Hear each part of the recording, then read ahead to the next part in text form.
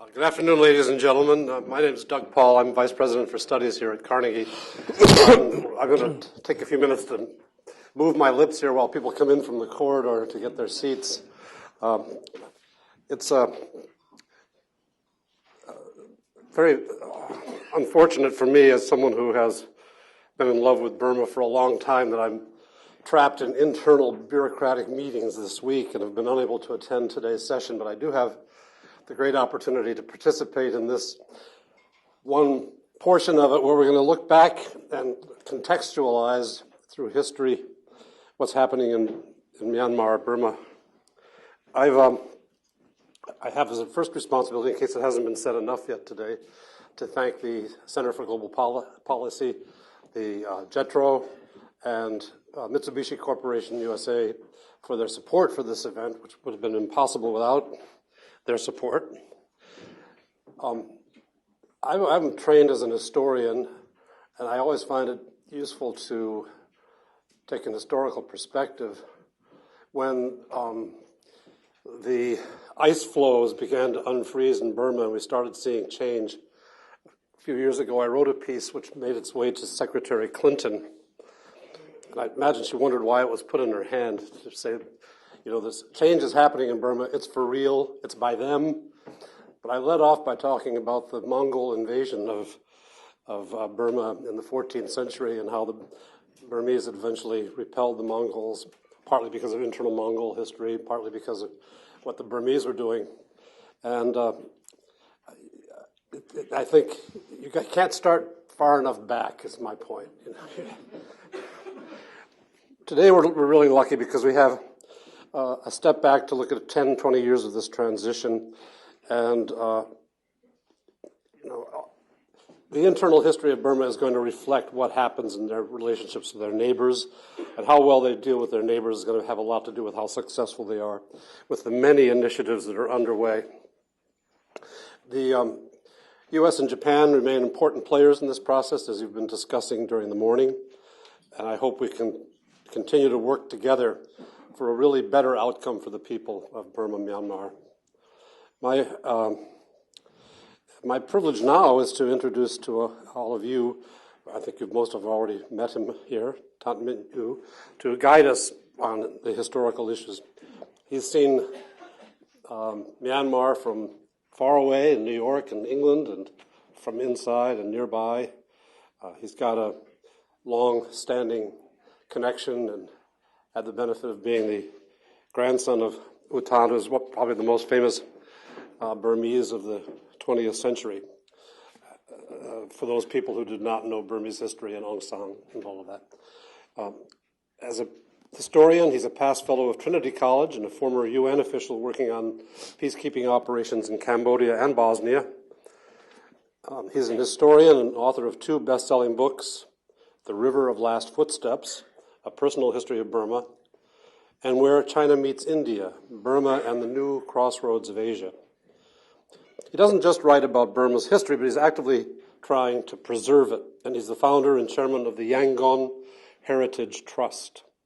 And he contributes to Myanmar's present and its future as a member of the Myanmar National Economic and Social Advisory Council and a special advisory to the Myanmar Peace Center. Today he's here to discuss with us Myanmar and the world and historical view of the changes taking place today, and I could not feel warmer and more eager to hear from our speaker than he's made me today. So would you like to speak from up here? Yeah, I'll come there. Thank you very much.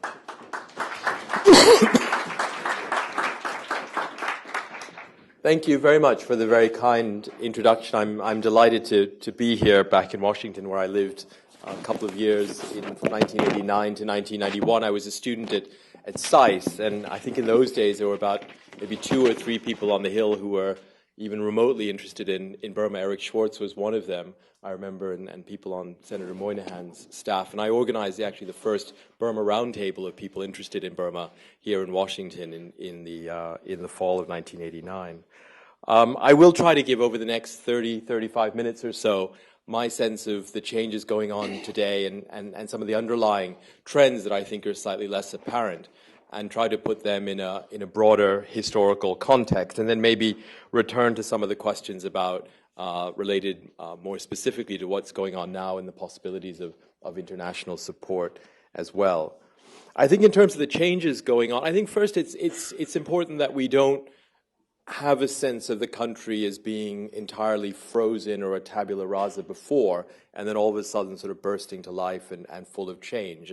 And part of the problem, as well as part of the dynamics going on today, is the result of the changes and the momentums that have built up over the last 20 years. And there's a political economy that has developed over the past 20 years that's still a big part of shaping current trends and current practices. I think the bigger, the sort of headline changes are well known, and we've discussed them over the course of the morning. We have the change in the political system, which didn't just spring up overnight. It was the result of really 15 years of deliberation from within the regime, and we're very much linked in terms of the timing of its adoption to the decision by the former Senior General Than Shwe to retire over the past couple of years. Moving from then a pure military dictatorship or a military administration to the mixed constitutional system that we have today.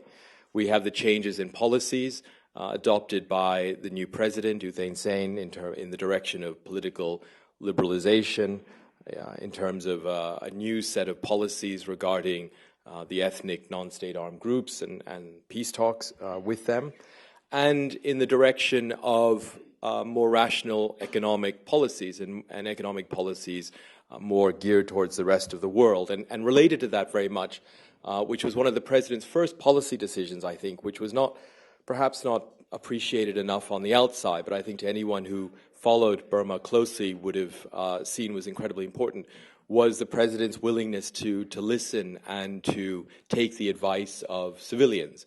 In a normal country, this wouldn't be a big thing, but in a country where civilian advice has been systematically dismissed for half a century, this was a very important change, and it really set the stage for many of the other policy changes which followed.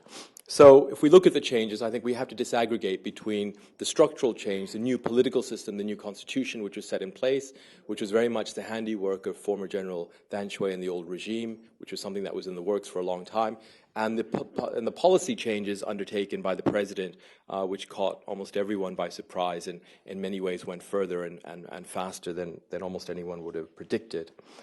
But I think against these things, we have to think about, or we have to be aware of some of the underlying trends that I think are very important as well.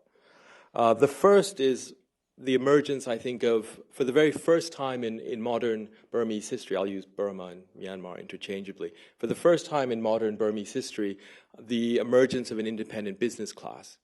If you go back in Burmese history to British colonial times, there were a few rich Burmese, there were a few rich Burmese landowners, but in general, all the rich people, all the businessmen were Europeans or Indians or Chinese. Then you had the period of military rule where there was essentially no business class, where the big businesses were nationalized, where 400,000 ethnic Indians were expelled or compelled to leave the country. And it's only in the last 15 years that you've begun to see the emergence of this new business class, many of whom, not all of whom, but many of whom started off as simply agents or brokers of the generals who were in power, the ministers generals who were in power in the 1990s, but over the last 10 years have developed sizable, substantial business organizations of their own. And the power relationship between these businessmen and the state is in some ways at a tipping point, where they were very much before the much weaker partners of those in public office. I think we're at, again, this balance point where it's not very clear what the relationship is going to be going forward. This is also a business class which began to make money in the 1990s off state licenses, off access or privileged access to natural resource extraction, brokering deals for the generals and for the ministers who were in power, but whose privileged role now and whose access to revenue now is increasingly also tied to land. And that trend of land becoming an increasingly scarce commodity in Myanmar, and being an increasingly contested thing in Myanmar is also a relatively new trend. But if you go deep into Burmese history, hundreds of years, it was always labor that was a relatively scarce factor of production, and land was seen as always very plentiful. In colonial times, that began to change a little bit. But until there was never a landed aristocracy in the country, it's only now that land is becoming incredibly valuable, at least in some parts of the country, and control of land is becoming an increasingly important part of people's income. You have, over the past 10 years, a situation where the government has given out literally hundreds of thousands of hectares of land to individual businessmen, millions of hectares of land in total to businessmen as leaseholds against development projects. If this land ever becomes anything like private land, then you would immediately have a whole class of essentially billionaire businessmen whose position rests to a large extent on this private control of land. So you have this emerging business class, which again is a Burmese business class. It's slightly mixed in ethnicity. You have some Chinese or mixed Chinese members of that business class, but it's seen as more Burmese than the businessmen in the past. And what their values, what their interests or their perceived interests are going to be, I think is going to be incredibly important. Whether they see their interests as aligned with outside businesses, or whether they see outside businesses as competitors, whether they see protectionist policies as being more the direction they want to go, or whether they adopt a much more open approach to Burma or Myanmar's integration with outside markets, I think, is going to be incredibly important. And the relationship between this business class and the political system, political parties, and the constitutional setup today. The second, I think, a second underlying trend that I would point out is migration. The Burmese are moving around like never before. You have an estimated 2 or 3 million Burmese in Thailand alone. You have several hundred thousand in Malaysia. Tens of thousands, maybe over 100,000 in Singapore. And then you have this broader diaspora in countries like the United States and Australia and the UK. They're all very different. It's mostly unskilled or semi-skilled migrant workers in Thailand, professionals in Singapore and in many other countries. But you have, for the first time, in almost every village in the country, relatives abroad. And you can go to the most remote villages in the country today, and you will find families with not only families with relatives abroad, but families who are making a good part of their income from remittances coming back from people abroad. And this is changing, I think, people's perception of their place in the world and their connections with the rest of the world. It comes at the same time as people are moving around in other ways as well. Many Burmese, privileged Burmese, better off Burmese, will go to Thailand, to Singapore for shopping, for hospital treatment on a monthly basis, even every couple of weeks. People are moving around within the region, but only to certain places in the region. So places like Bangkok and Singapore are much, much closer to Rangoon than, say, some towns in a more distant part of the country. And certainly to other cities like Calcutta that were traditionally much more linked to Burma in the past. A third, and I guess related change in a way, is a change to the geography of the country. For 1,000 years, since the beginning of the first Burmese kingdoms, the center of the country was the Irrawaddy Valley and the capitals that were built, the main towns that were built along the Irrawaddy or in the Irrawaddy Valley. In British times as well, it was these towns, Bassein or Prome or other towns that were important, as well as the towns around Mandalay and, of course, Rangoon. This geography is now being turned around with the opening of the borders, and especially with the rise of China next door, and with the huge income disparities between Burma and Thailand and Burma and China. You have places like Muse, like Liza on the Chinese-Burma border, for example, or even like Myawaddy on the Thailand-Burma border, that are far more important now than many of the traditionally important towns in the center.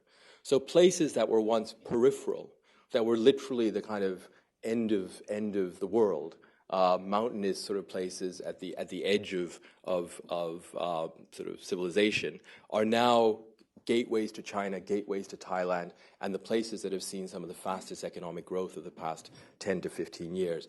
And this change in geography is something that can accelerate, I think, if the peace process is successful. So one scenario would be if the peace process is relatively successful, if we have ceasefires that are stable, if we have a political process that moves things forward, and we have no fighting in these areas, and we see economic development in these areas. And these are areas with enormous potential for economic development, both because of their proximity to China and Thailand, but also because of the natural resources in these areas. You could see these towns or these places, again, that were once peripheral, growing very fast, with the traditional heartland of the country economically being left behind.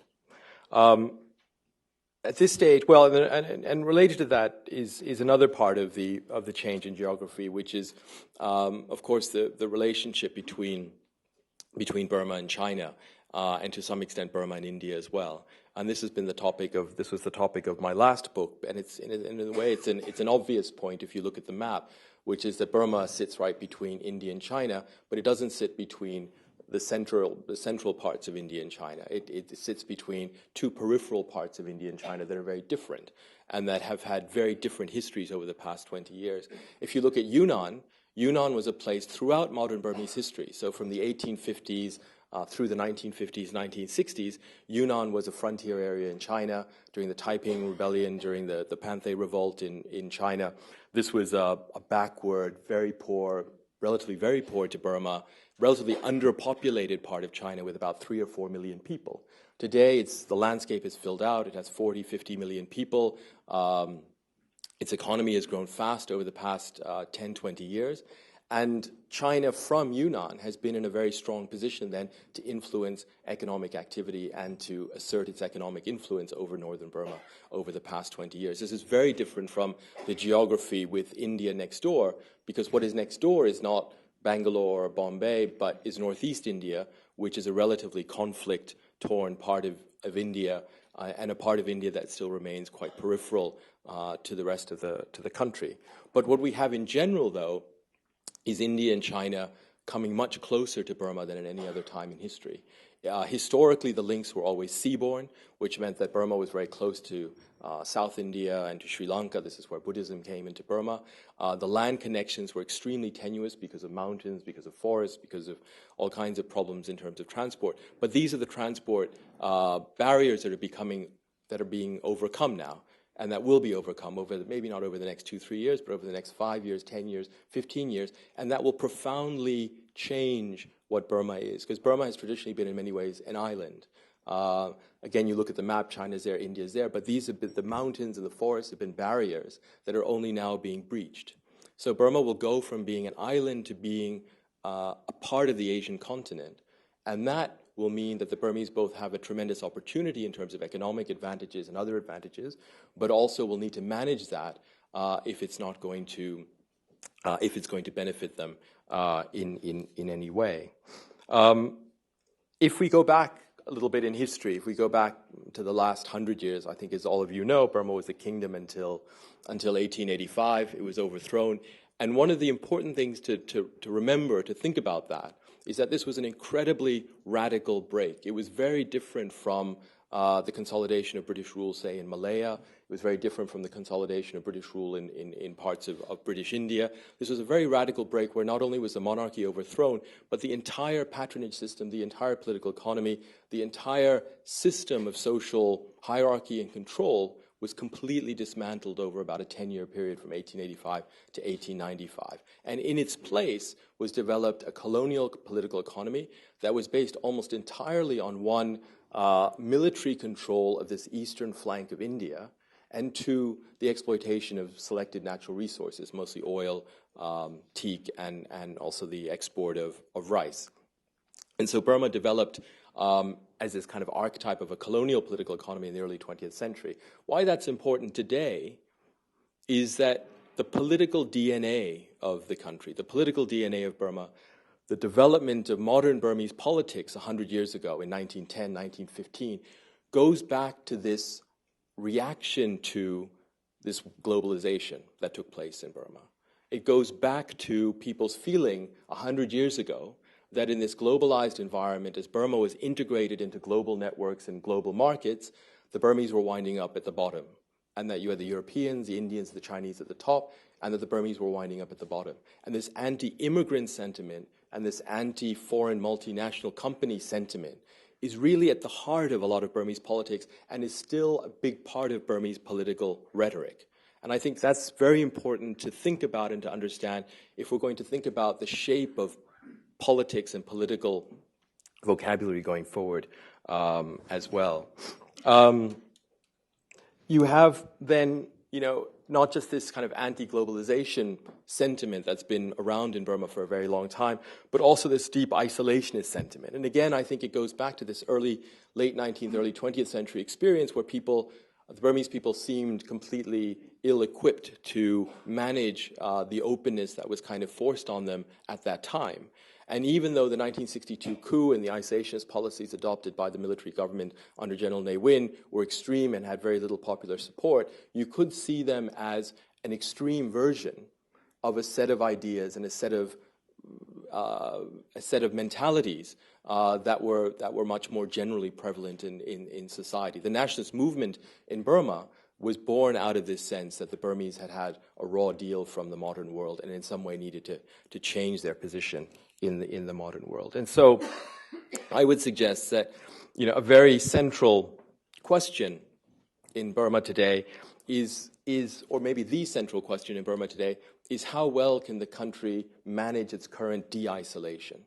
And I think things can still go in many different directions, because in a way maybe it's not the tragedy, but it's the bad luck of the Burmese today that they are finally re-engaging with the rest of the world, opening up its borders to outside trade and investment, attracting the attention of outside businesses that want to trade and invest at a time when it's the poorest country in the region and with some of the weakest institutions in the region. So they are singularly ill-suited right now to manage this new set of interactions with a world that has gone so far ahead of them in so many different ways. They're so ill-suited to manage these interactions in a way that will benefit the majority of people in the country. And you combine that with the political culture that is ready to be critical of global capitalism, of companies coming in to exploit them, and then you have, I think, the foundations for a possible political backlash or a backlash against an opening that will take place or an opening that is beginning. I mean, ironically, in some ways, you could have a greater possibility of that the more democratic the country becomes. In a more democratic environment, the electoral majority may see that it has not been to their benefit that things have opened up, because they may not see the benefits of that opening up coming right away. And you will have, again, this political rhetoric, which is still very much part of the Burmese political vocabulary, talking about the evils of foreigners, immigration, companies coming in, the exploitation of Burma's natural resources. And you already see aspects of that now. You also have, ironically, if you have the success of the peace process, and you have, as I mentioned before, this changing geography, you could have parts of the border areas and ethnic minority areas actually doing quite well in an initial period after some sort of genuine peace deal is agreed. And you could have the ethnic Burmese rural majority left behind in the so-called dry zone areas where people are very poor, where agriculture has been underinvested for a very long time. But that ethnic Burmese majority will be the electoral majority. And that, if we move into a context of genuine democratic politics, it doesn't take much to imagine politicians in the future using that electoral ethnic majority base to whip up sentiment, whether it's against outside companies or whether it's against ethnic minorities as well. And this is something that we don't have to imagine too much. This is what happened many times in Burmese history over the past 100 years. I think, of course, there is a different scenario as well, which is a much more positive scenario, and that goes back to what I mentioned before, which is that you could have, instead of this isolationist, instead of this kind of nativist or retreatist kind of mentality, you could have a new kind of more outward-looking and more cosmopolitan-looking Burmese worldview also emerging. And that relates to the point I made earlier about migration, about the diaspora, about people outside. People are in some ways, especially young people in Burma today, are much more used to the outside world than people a generation or two ago. You have thousands of young people now who are educated abroad, who come back, people who are used to going to Singapore, to Bangkok, to elsewhere and coming back, who have relatives in California or in Sydney or in Vancouver.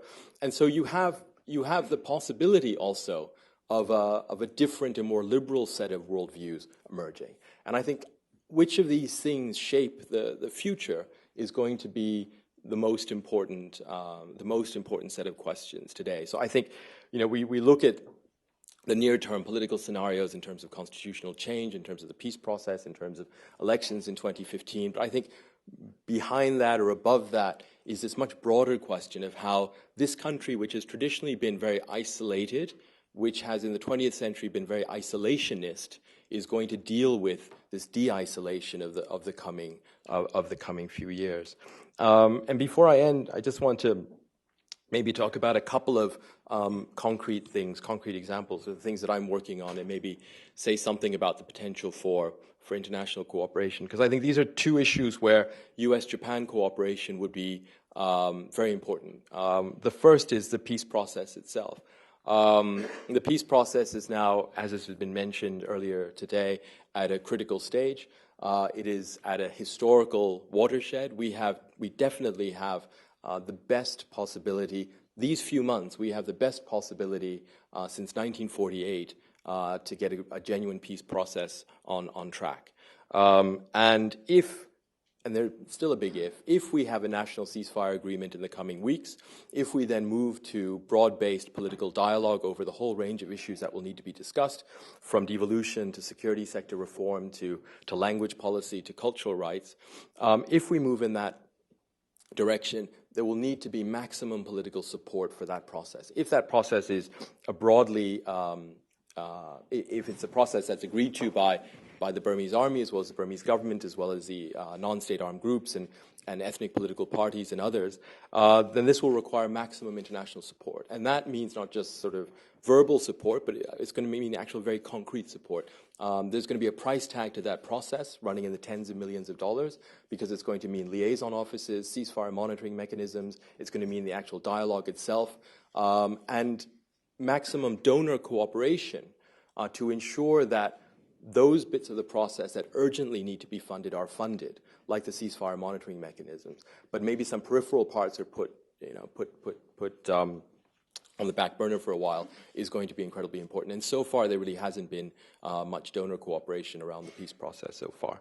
One huge sticking point or one huge issue related to the peace process are the transitional financial arrangements. These are the ceasefire areas or the armed conflict areas where a war economy has developed over the past many decades, where people have made lots of money off drugs, off illegal logging, off illegal toll roads, off jade, off other things. These are all areas where you not only have the 17 non-state armed groups with whom the government has signed agreements over the past 2 years, but you have something like 700 or 800 other militia who are deriving revenue generally in technically illegal ways.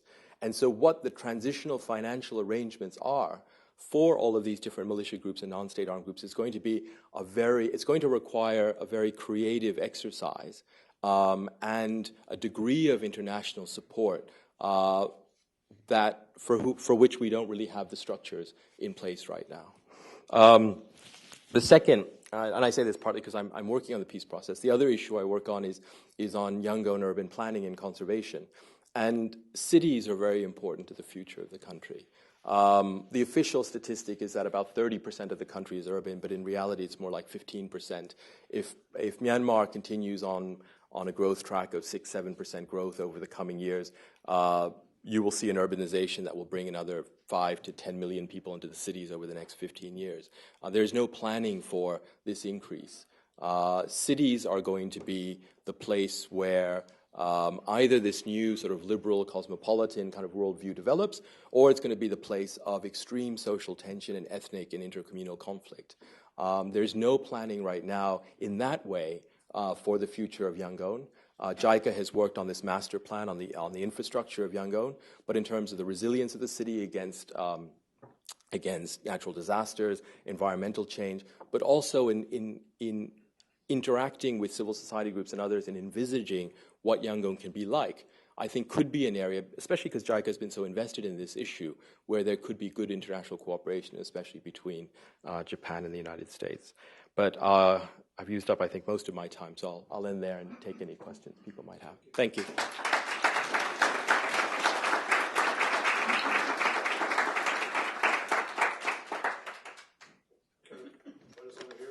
Sure, yeah, I'll come down. One of my most favorite memories about Burma was reading Paul Thoreau's Great Railway Bazaar, which is one of his early travel books. Mm-hmm. And he described the Burma portion very effectively, and it always stuck with me. He said, the Burmese are a race of dispossessed princes. They walk erect, proud, in patched longi, and you were describing a process where this is going to take, the population will take repossession of its princely lands.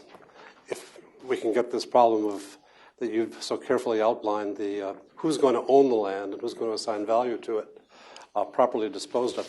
I'm really impressed with the range of challenges that Burma faces, and there are so many examples of countries that have faced these problems before.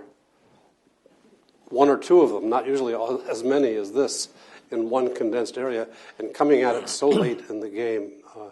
The lingering economic nationalism of the Philippines that comes back to our days of occupation, and it's still a big part of the thinking in the Philippines. And you can go down a long list of examples. I think you've really enlightened us. On your final point, I'd like to ask the first question and then open it to the floor. On your final point, which is about the infrastructure, the planning for the urban Yangon particularly, China has announced a major infrastructure initiative for Southeast Asia. From an American point of view, it means they're going to stop buying as many of our securities and start putting the money into roads and power lines and things into Southeast Asia. I would think Burma would stand to be a tremendous beneficiary. How will Burmese approach investment from the PRC together with other countries?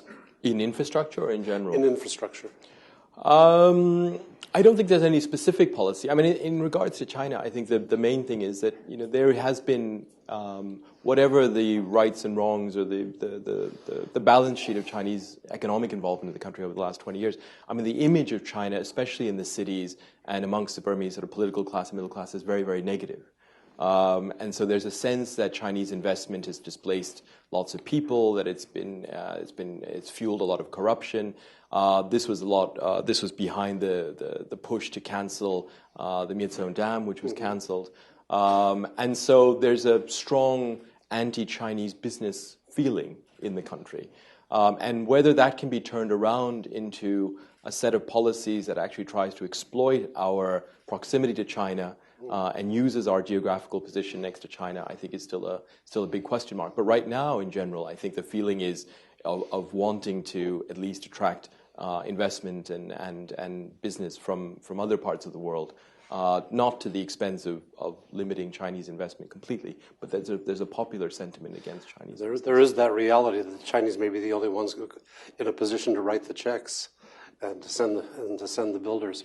Well, in a way, I mean, if I could say, I think that in a way that would be the tragedy, which is that many countries would very much want very close economic relations with China, would want to attract Chinese investment, but because of the history of the last 20 years, where a lot of the businesses have not come in from the center, but more from the Yunnan frontier, and have been involved in a border economy where there's very little regulation, where there has been a lot of forced displacement of people, the Chinese have picked up this image, which I think is going to be difficult to shake off even over the coming years. Thank you. Now, from the floor, Priscilla Clapp, on the second row here.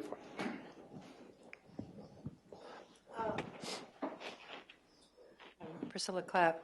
Thank you very much for a really wonderful presentation. It just captured so many things that are on our minds these days. I could ask you many questions, but let me just do one. It's kind of a tough one. You gave a very good description of the origins of the Burman Buddhist nationalism that is manifesting itself now in communal violence. how it is becoming a critical issue, particularly in bilateral relations between U.S. and Myanmar right now, and it's affecting other relations elsewhere in the world, as you know. What is the solution to this? How can they begin to grapple with that problem when the policy community itself is all on the side of the sort of nationalist group? Yeah, I mean, first a couple of things. I would distinguish between a few things. I mean, one is in terms of the nationalist culture and the nationalist reaction against the traditional nationalist reaction, suspicion of globalization and global markets. And that's a slightly different thing. And I think there, what you have right now is, at a time of change, it's inevitable that there's a lot of anxiety as well. And everyone from the richest person to the poorest person is wondering what's going to happen to him or her over the next 5 or 10 years, and will they lose out? And so far, that anxiety has not necessarily been focused on an immigrant group or a minority group. In terms of the anti-Muslim violence, I think there's two very different things. I mean, one is the violence in northern Rakhine between the Arakanese and the Muslims there. And that has its own history and very complex history, and is to a large extent geographically isolated. I mean, it's happening there. We saw last year then the broader violence between Buddhists and Muslims in Meitei La and Lasha. But I think that's actually quite a different thing. And on that second thing, I think it's very important. I think it's very worrying in some ways. I think it's very important that the government take a very very strict view in terms of curbing the violence. But I would be relatively optimistic on there, because I think in those places you have a history of maybe discrimination and prejudice. You probably had local troublemakers and local people who thought they could benefit from the violence. You might have had some complicity at some official levels. But in general, in these same towns, you also have decades of history of people living together very well.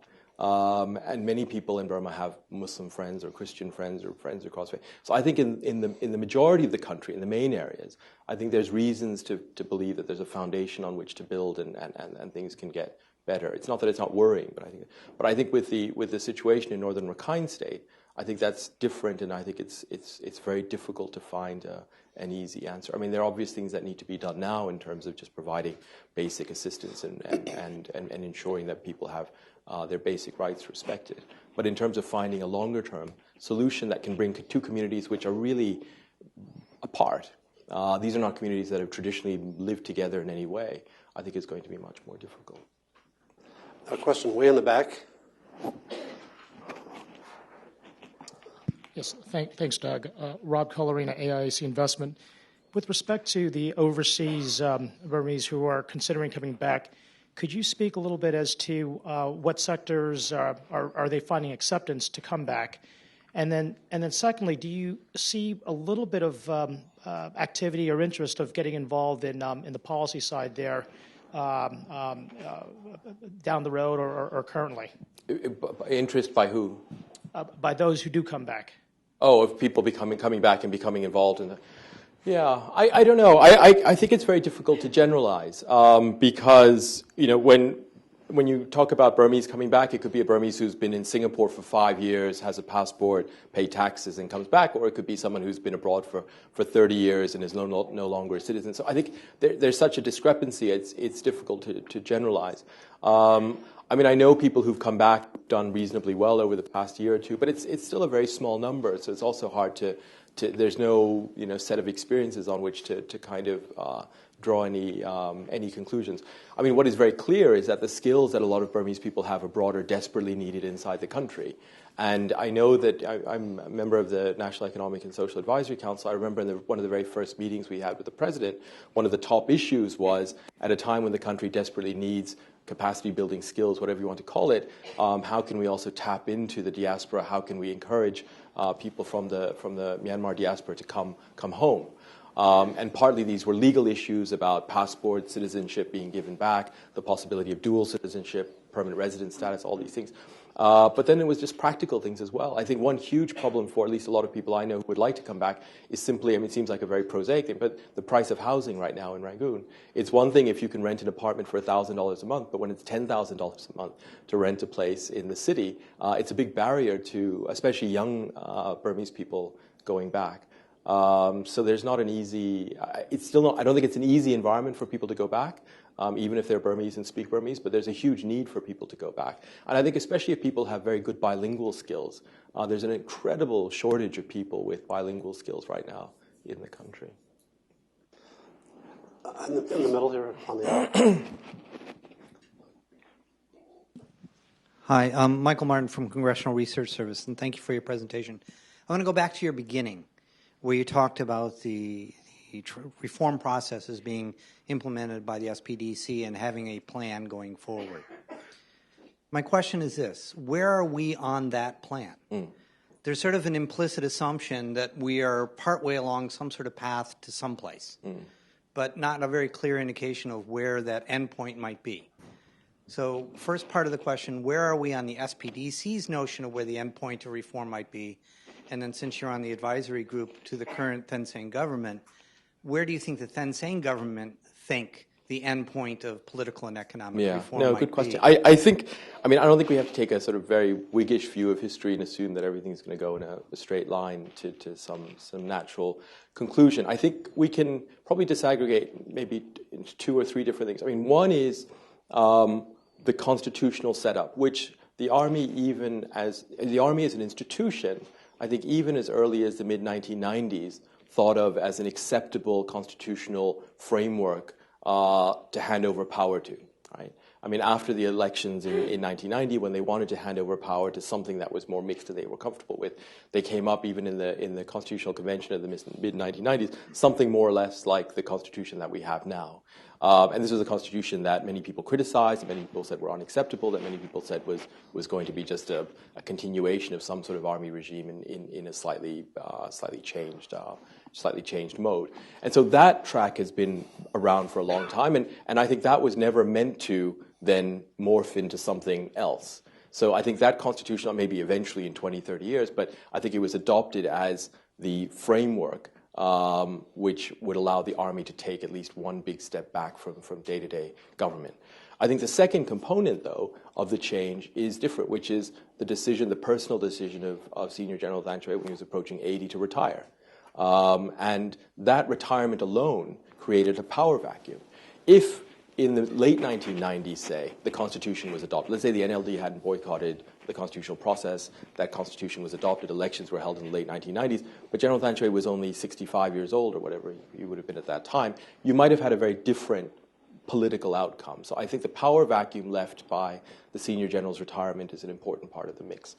But then I think you had an additional thing, which was President Thein Sein himself and some of the ministers around him deciding on a whole set of policy issues, the ones that I mentioned, which then gave a completely different, I wouldn't say gloss, but a completely different character to the political environment, because they took that constitutional setting but then put into that a whole new set of policies.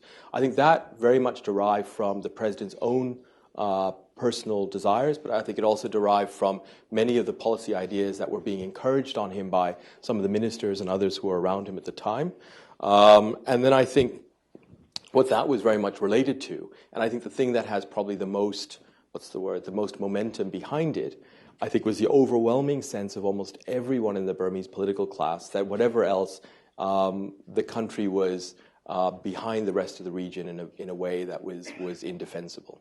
So the sense that the country was falling behind not only Singapore and Malaysia and Thailand, but even Cambodia and Bangladesh and all these countries was something that I think over the 2000s was a real shock to most Burmese people. So I think maybe one way to answer it is I think the two bits that have the most traction or legs is the constitutional setup, a more mixed constitution with competing centers of power and a real desire to catch up economically with the rest of the region.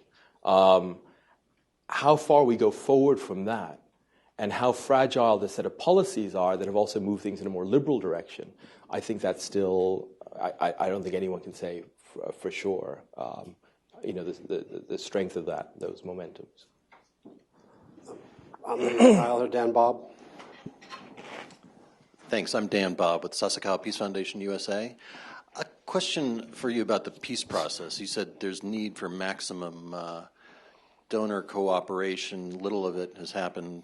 As you may know, the head of one of our sister foundations, Nippon Foundation, Mr. Sasakawa, is the national envoy for national reconciliation. I'm wondering if you can dig a little bit deeper beyond financial support, which you mentioned. Is there a role for Japan, the United States, or others to help broker a peace settlement? And on the concrete support, financial, in terms of other development assistance, are there areas that one country or another might specialize in or cooperate in? Yeah, possibly. I mean, I think politically it's important when the actual warring parties, that are the different sides, reach agreements that there is a voicing of support for that, so that it becomes hard for spoilers to kind of pull back from those agreements. I think in terms of coordination, there are two different sets of aid issues. One is for the process itself, which means the actual conferences, meetings, the travel by ethnic parties, the liaison offices, all those things. And again, that will cost in the many millions of dollars over the coming years. The second, and there I think because people have different groups and different organizations have thrown up different budgets, it's important for the donors to be somewhat coordinated in responding to those requests. The second is for aid to these areas. And some of that will be for things like demining, some assistance to areas that were not accessible before. But then, many of these areas are actually not that poor compared to some other parts of the country. So you have two issues. One is sort of more like normal development assistance. But next to that is the question of what kind of economic development in general is possible in these areas over the coming few years. A lot of people on the non-state armed group side and a lot of ethnic civil society groups are very wary of moves towards or conversations even about economic development until they feel that political dialogue has been locked in to some extent. So I think we need to be ready for that, but we need to think about the sequencing of these discussions over the coming months. If the peace process is successful up to a point over the coming couple of years, almost certainly one of the agreements will be towards a devolution of fiscal devolution and devolution of certain responsibilities. The problem will be in a lot of these areas there are no institutions to then manage these new responsibilities or even these fiscal responsibilities. You take the Karen state, for instance, or Guyana state. I mean, this is an area where you have natural resources, but you also have trade with Thailand, and you have tremendous tourist potential, for example. You have 10, 15 million tourists on the other side of the border. If, say, this is just an example, if tourism was devolved in 2 years to the Karen state level, you don't have the people who could manage tourism. You don't have a Karen state tourism board or people. I mean, the training up of local institutions in a more devolved system of government is going to be critical. The other thing that's tricky, where I think very few donors will want to be involved, is support for former combatants and their families. What you have in a lot of these areas we have two big political economy problems with the ceasefires. One is that with the ceasefires, you have both the Burmese army but also different militia groups able to move around, which means that for many villages, they're not just taxed once, but they're taxed 4 or 5 times. And so coming to grips with the fiscal arrangements, the taxation arrangements in an area, in an interim way, as the talks go on, is one issue. The second is that you have a lot of local militia groups, say a small group with 50, 60 combatants and their families, so a few hundred altogether, who've traditionally made money off an illegal logging operation or a toll road. With a ceasefire, they would need to stop that, or the army would want them to stop that. Where their revenue is then going to come from is something that, it could either come from legitimate business, but this is something that will also need to be looked at within the general conversation about aid to these areas as well. The next row behind this lady. Hi, Kelly Curry from Project 2049. I'd actually like to follow up on the same vein. One of the early efforts to coordinate donor intervention or to lead by the international community was the Norwegian effort. And it seems to have sort of sputtered, if not failed, outright. And as someone who is an advisor to the Myanmar Peace Center and therefore had kind of a inside view of what was going on there. What lessons would you say that the international community should learn from what hasn't worked with the MPSI initiative? And then following up on this other point that you make about the non-state armed groups and the support for demobilization of combatants, and then what do you do in the political economy of these conflict areas, the mechanisms that are going to be created, where, this is going to be a very tricky issue, and right now you have a huge disequilibrium within the peace process about the kind of advice and input and direct contact between donors and one side of the table and donors and the other side of the table being the non-state actors. And what can be done by the international community to help alleviate what seems to be a pretty serious disequilibrium that is disadvantaging a side that already is pretty severely disadvantaged vis-a-vis its role in these discussions. Thanks. Yeah, I think it's difficult. I mean, I guess one thing I would say is what a lot of people don't want, both on the non-state armed group side, but also I think even on the other side, is a return to the old ceasefire situation. And the old ceasefire situation was just seen as a situation where there was a ceasefire and basically men with guns on all sides kind of divided the pie, still a very small pie in these areas, and the people on the ground didn't benefit at all. So the question is, how do we move to a different, assuming that the political talks may take a year or 2 years or 5 years, and security sector reform and everything else might take even longer, what is the ceasefire political economy that we want to see over the coming few years? And then we work backwards from that to what kind of international support and aid is necessary. But that first discussion of what is the ceasefire economy going to look like, and how different can it really be from the old ceasefire economy, whether it's based on jade or whether it's based on drugs in some area, I think that's the fundamental question. We really haven't had that discussion. I think between donors and donors mean different Western and other governments have had different degrees of contact with different groups. I mean, with some groups, especially ones that are present on the Thai border, it's much easier to contact. With some, there's almost no contact at all. So I think going forward, if we do reach some kind of ceasefire agreement, it'll be important to make sure that people are included. I think with the Norwegian, there were two different things. I mean, one is the Norwegian-led and partly Norwegian-funded MPSI, which was a series of different pilot aid projects in certain areas, and a review of that's now being folded up, and the review of that is being done, and I haven't seen that review, and I haven't been very much involved in that, and that was very much a Norwegian initiative on the side of the peace process, where the Norwegians were much more involved with the government itself and with the Myanmar Peace Center, was in the convening of this Peace Donor Support Group, the PDSG, which the president asked them to convene, and which has really been mainly information sharing body to some extent between EU, World Bank, UK, Australia, Norway, and maybe I've forgotten, and the US now and Switzerland. But it hasn't been able to move beyond that from kind of a general information updating body to a coordination body. Partly because I think a lot of people were skeptical of the ability to really scale up aid in some of these areas. But now, with the possibility of an agreement that could lead to a process that everyone at least says they buy into, and the need for support for that, whether or not the PDSG is the right mechanism to then try to match up needs with aid, I guess, is a question that will need to be answered over the coming few weeks. We're running down the time. I'm going to take the first question up here, and the lady in the purple blouse, and then a second question, and we'll ask you to answer them together. Yi Fan from SAIS, Southeast Asia Concentrator. I have a question because you are the chairman of Yangon Heritage Trust. As a chairman of a civil society, what's your opinion towards the government? And you are also the member of National Economy of Social Advisor Council. What's your idea about what's your conception over the civil society nowadays in Myanmar? Thank you so much. Yeah. Let's see. I mean, those are sort of big sounding hats that don't really necessarily mean all that much sometimes. In terms of civil society, I mean, it depends, I guess, on what one means by that. I mean, you started seeing over the 2000s the development of lots of Burmese NGOs, many of whom were at least partly funded from the outside.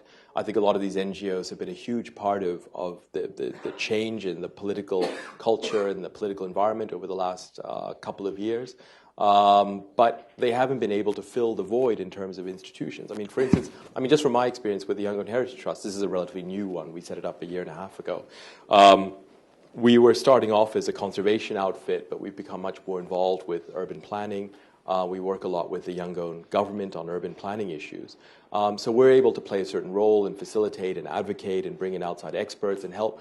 But that doesn't fill the huge void within the Yangon city government in terms of institutional capacity. So, that's not an answer to your question, but I think NGOs have a certain role, and they've been a huge part of, I think, some of the progress that we've seen so far. But the government has been much more tolerant of NGOs, and to some extent have become much more, not dependent on NGOs, but willing to listen to NGO advice than they were 2-3 years ago.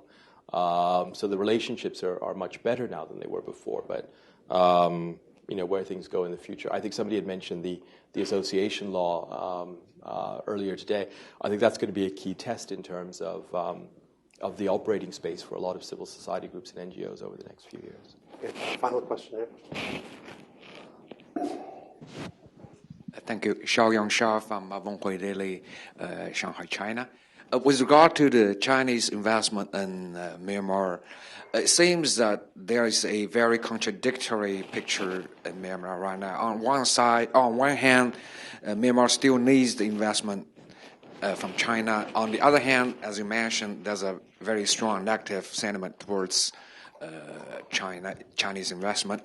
So could you elaborate a little bit more, how do you view the role that Chinese investment has played in the economic development in Myanmar, and if there is something can be done to change this phenomenon? Thank you. Yeah. I think in general, the relationship between Myanmar and China is going to be one of the most important, if not the most important things determining the future of the country over the rest of this century. It's an incredibly important relationship. If you look back at history over 1,000 years, every time there's been big change in China, there's been big change in Myanmar. So a lot of what happens in Myanmar also will be determined by what happens in China over the coming years politically. I think that if for Myanmar to find a way to benefit from Chinese investment and to really welcome that investment, it needs to build up its own institutions, which it doesn't have right now. The institutions to be able to identify what it wants and to manage these investments coming in. And for ordinary people also to have trust in the government enough that they feel that the government can then manage the investments coming in. Right now, in many countries, you will have people who might be suspicious of outside companies coming in. But then they might, in a democratic country, you turn to the state to help regulate that or help manage that. In the Burma case or the Myanmar case, most people don't trust the state. And so, if the country becomes more democratic, if these institutions develop, that's a good thing for China. If you have institutions that can regulate, that can manage whether on environmental issues or other issues, that's a good thing. But I think in the short term, the big problem is that a lot of the worst things that people hear that are present along the Burmese-Chinese border is way beyond the control of Beijing, or maybe even beyond the control of the government in Kunming. In these frontier, whether it's human trafficking, whether it's wildlife trafficking, whether it's illegal logging or small mining operations, all these things are not legal on the Chinese side either. But anything that can help to reduce that, and any cooperation on that, I guess, would be a big part. Because what you hear in the Myanmar media and social media every day are these bad stories coming out from this borderland. And I think the more that, going back to the earlier question, if we have these new ceasefires in these areas, it's critical that these new ceasefires along the China border don't mean a relapse to the old ceasefire situation, where you have these little companies coming across from Yunnan that are almost purely sort of exploitative or seen as exploitative in nature, that will do a lot to harm China's image going forward.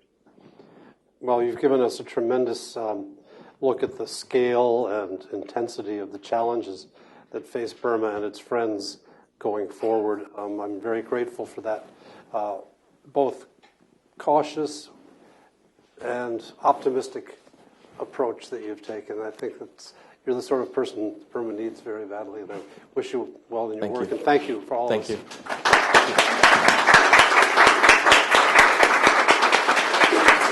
Thank you very much. It was a great time.